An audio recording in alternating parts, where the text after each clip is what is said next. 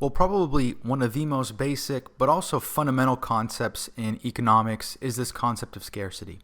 And scarcity exists simply because of the fact that we don't have the ability to satisfy all of our wants.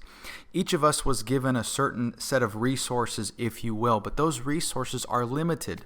We are limited in terms of our time. We are limited in terms of our finances. And with those limitations, we put those forward to try to satisfy all of our wants, which are really unlimited. And so this is not necessarily a recipe for success, unfortunately.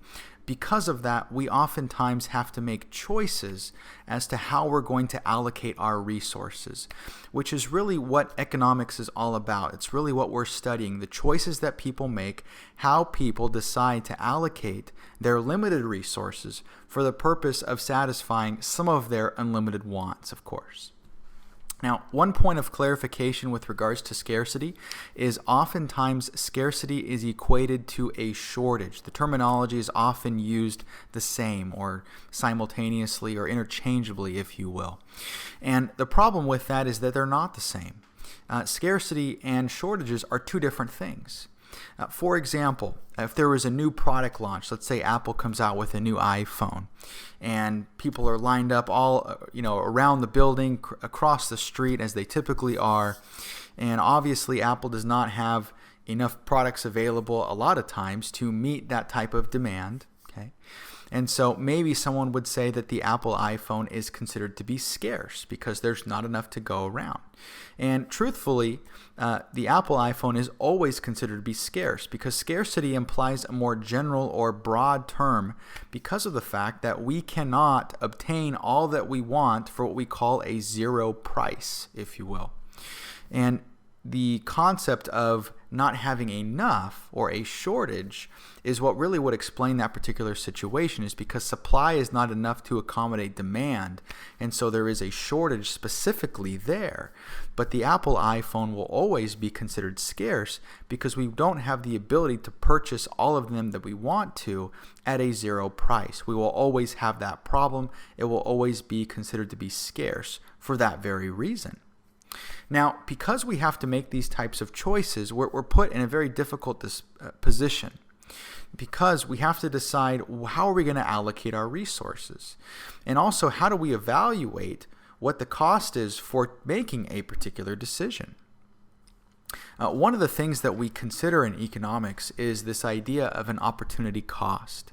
And the opportunity cost is simply the highest valued, next best alternative that we're forced to sacrifice in an attempt to satisfy a particular want.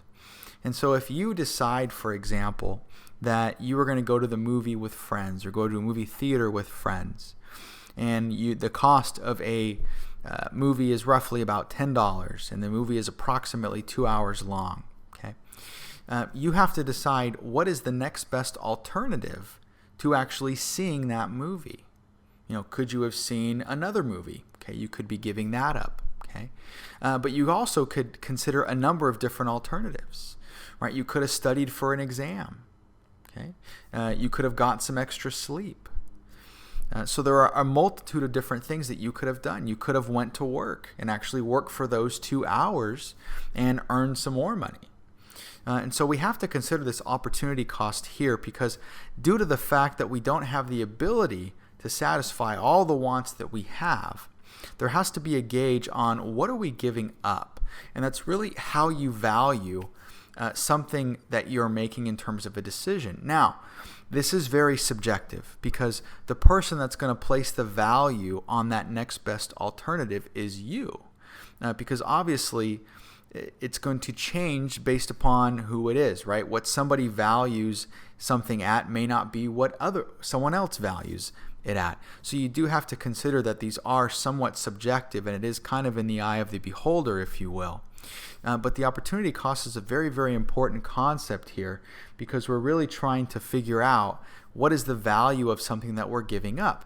Unfortunately, a lot of times we equate this to money, right? We're very quantitative. We want to deal with kind of hard numbers, if you will, and it's much easier to do that way. But the cost is not always equated to money.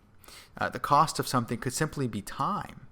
And in economics, really the cost is the actual opportunity itself. It's the ability to do something else, to give our time to something else, not just the monetary value of what we're giving up. In this case with the movie theater, that $10, most people would think, well, that was my opportunity cost. I gave up $10, I saw this movie.